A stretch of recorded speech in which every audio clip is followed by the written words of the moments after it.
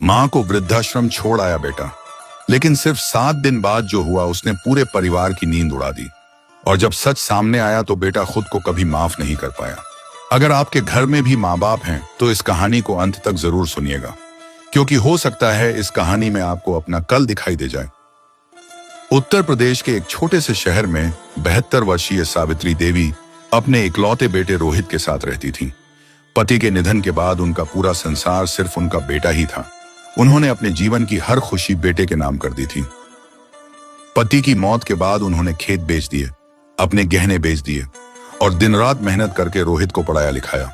उनकी एक ही इच्छा थी कि उनका बेटा बड़ा आदमी बने और खुश रहे। समय बीता, रोहित पढ़ लिख कर एक बड़ी कंपनी में नौकरी करने लगा। उसकी शादी भी हो गई। शुरुआत में सब कुछ ठीक था, लेकिन धीरे धीरे घर का माहौल बदलने लगा। बहू को सावित्री देवी की मौजूदगी खटकने लगी। वह अक्सर रोहित से कहती, आपकी माँ हर बात में दखल देती हैं, हमारी जिंदगी में चैन ही नहीं है। बहू की यह बात धीरे धीरे रोहित के मन पर असर करने लगी। रोहित पहले तो पत्नी की बातों को नजरअंदाज करता रहा, लेकिन रोज रोज की शिकायतों ने उसके मन में भी दूरी पैदा कर दी। अब वह माँ से पहले की तरह बात नहीं करता था। जो बेटा कभी माँ के बिना खाना नहीं खाता था, वही बदल चुका था। अब कई कई दिन तक वह उनसे ठीक से बात तक नहीं करता था। सावित्री देवी सब समझती थीं, लेकिन चुप रहती थीं। उन्हें लगता था कि शायद समय के साथ सब ठीक हो जाएगा। मगर एक दिन ऐसा आया जिसने उनकी जिंदगी बदल दी। उस शाम रोहित घर आया और गंभीर आवाज में बोला, माँ, हमने आपके लिए एक बहुत अच्छा वृद्धाश्रम देख लिया है। वहां आपकी अच्छी देखभाल होगी। अगले हफ्ते आपको वहीं छोड़ आएंगे।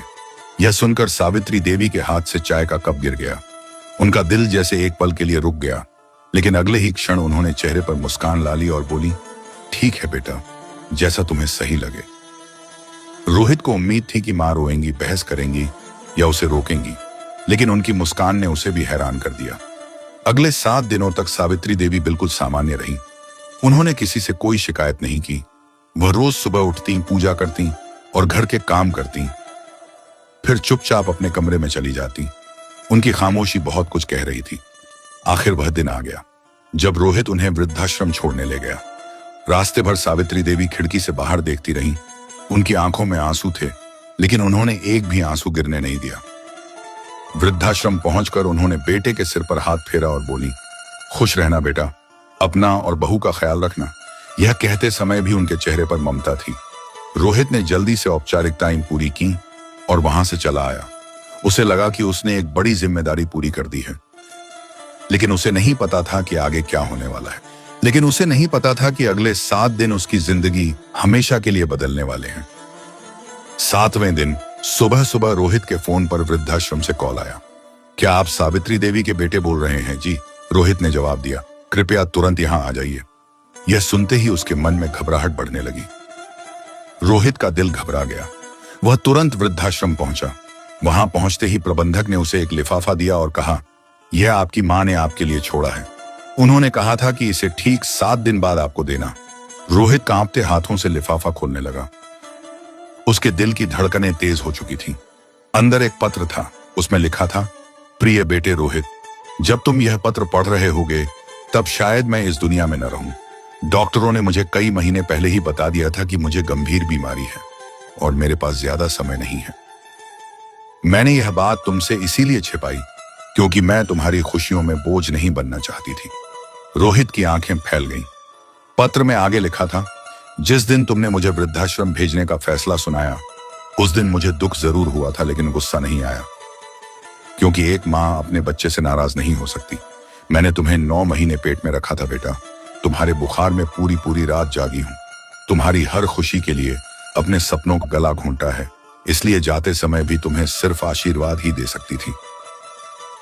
रोहित की आंखों से आंसू बहने लगे। पत्र में आगे लिखा था, तुम्हें शायद याद नहीं होगा, लेकिन जब तुम 5 साल के थे और अस्पताल में भर्ती थे, तब तुम्हारे इलाज के लिए मैंने अपने शादी के सारे गहने बेच दिए थे। जब तुम्हारी कॉलेज की फीस नहीं भर पा रही थी, तब मैंने अपने पिता की दी हुई जमीन बेच दी थी। मुझे कभी अफसोस नहीं हुआ, क्योंकि मेरी दुनिया तुम थे। अब रोहित फूट फूट कर रोने लगा। उसके आंसू रुकने का नाम नहीं ले रहे थे। पत्र के आखिरी हिस्से में लिखा था, बेटा, मैं तुमसे कोई शिकायत नहीं कर रही, बस एक विनती है। जिस तरह आज तुमने मुझे अकेला छोड़ा है, कोशिश करना कि तुम्हारे बच्चे कल तुम्हें अकेला न छोड़ें, क्योंकि बच्चे वही सीखते हैं जो अपने माता पिता को करते हुए देखते हैं। अगर कभी मेरी याद आए तो किसी बुजुर्ग की मदद कर देना, वही मेरे लिए सबसे बड़ी श्रद्धांजलि होगी। पत्र पढ़ते पढ़ते रोहित जमीन पर बैठ गया। उसने कांपती आवाज में पूछा, मां कहाँ है? प्रबंधक की आंखें भी नम थीं। उन्होंने धीमे से कहा, कल रात उनका निधन हो गया। आखिरी समय तक वह आपका नाम ले रही थी, बार बार कह रही थी कि मेरे बेटे को परेशान मत करना, वह बहुत अच्छा है। यह सुनते ही रोहित की चीख निकल गई। वह दौड़कर उस कमरे में पहुंचा जहां उसकी मां रहती थी। वहां उनका बिस्तर खाली था। तकिए के नीचे उसकी बचपन की एक फोटो रखी थी, जिसे सावित्री देवी आखिरी सांस तक अपने सीने से लगाकर रखती थी। रोहित उस फोटो को पकड़कर बिलखकर रोने लगा। उसे याद आने लगा कि कैसे उसकी मां बारिश में भीगकर उसे स्कूल छोड़ती थी, कैसे खुद भूखी रहकर उसे दूध पिलाती थी, कैसे हर जन्मदिन पर उसके लिए कुछ न कुछ लेकर आती थी, चाहे खुद के पास पहनने को नई साड़ी भी न हो। आज वह सब कुछ खो चुका था। जिस मां ने उसे चलना सिखाया था, उसी को उसने जीवन के आखिरी मोड़ पर अकेला छोड़ दिया था। कुछ महीनों बाद रोहित ने अपनी मां की याद में एक वृद्ध सेवा केंद्र शुरू किया। वहां वह हर बुजुर्ग को अपनी मां की तरह सम्मान देता था, लेकिन उसके दिल का एक घाव कभी नहीं भरा। हर साल मां की पुण्यतिथि पर वह उसी कमरे में जाकर बैठता जहां उनकी आखिरी यादें थीं, और हर बार उसकी आंखों से आंसू बह निकलते, क्योंकि दुनिया का सबसे बड़ा पछतावा यही है कि जब तक माँ बाप हमारे पास होते हैं, हम उनकी कीमत नहीं समझते, और जब समझते हैं तब बहुत देर हो चुकी होती है। दोस्तों, अगर आपके माता पिता आज आपके साथ हैं, तो उन्हें सिर्फ पैसे नहीं, अपना समय भी दीजिए, क्योंकि एक दिन ऐसा आएगा जब उनकी आवाज सुनने के लिए भी आपका दिल तरसेगा। माँ बाप की कदर उनके जीते जी कीजिए, क्योंकि उनके जाने के बाद सिर्फ यादें बचती हैं, और यादें कभी गले नहीं लगाती। दोस्तों, अगर इस कहानी ने आपकी आंखों को नम कर दिया और दिल को छू लिया हो, तो एक पल निकालकर अपनी माँ या पिता को जरूर याद कीजिए। कमेंट में जरूर लिखें, माँ पापा आप मेरे लिए दुनिया की सबसे बड़ी दौलत हैं। अगर आपके माता पिता आपके साथ हैं, तो उनके लिए जय माता पिता जरूर लिखें। इस कहानी को ज्यादा से ज्यादा शेयर करें, क्योंकि हो सकता है किसी बेटे या बेटी तक यह संदेश पहुंच जाए और वह अपने माँ बाप को अकेला छोड़ने से पहले एक बार जरूर सोच ले। लाइक जरूर करें ताकि माँ बाप के सम्मान का यह संदेश और लोगों तक पहुंच सके। फॉलो सब्सक्राइब करना ना भूलें, क्योंकि ऐसी दिल को छू लेने वाली कहानियां आपको रिश्तों की तेती असली कीमत याद दिलाती हैं। याद रखिए, माँ बाप का दिल मत दुखाना, क्योंकि उनकी दुआ जिंदगी बना देती है और उनकी आंखों का आंसू पूरी जिंदगी रुला सकता है। एक बार कमेंट में लिखिए, माँ पापा देखते हैं कितने लोग अपने माता पिता से सच्चा प्यार करते हैं।